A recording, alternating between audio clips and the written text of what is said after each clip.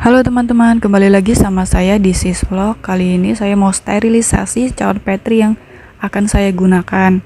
Nah, saya menggunakan autoclave untuk sterilisasi cawan petrinya. Yang pertama-tama, cawan petrinya dibungkus dulu dengan menggunakan kertas bekas.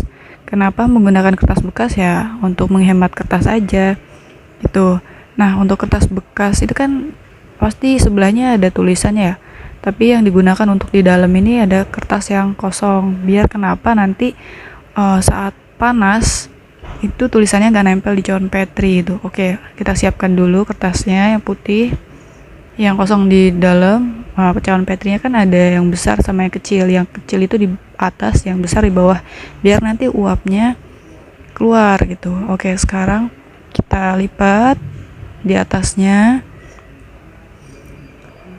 Nah, kemudian samping kanan kirinya juga dilipat ya, segitiga. Oke, dilipat, kemudian ditekuk ke bawah gitu, ditumpuk. Kemudian kita ulangi lagi sampai cawan petrinya habis, lalu siap deh di autoclave. Nah, kenapa saya mau autoclave dulu cawan petrinya sebelum digunakan, yaitu agar untuk membunuh kuman-kuman atau bakteri yang ada di cawan petri gitu.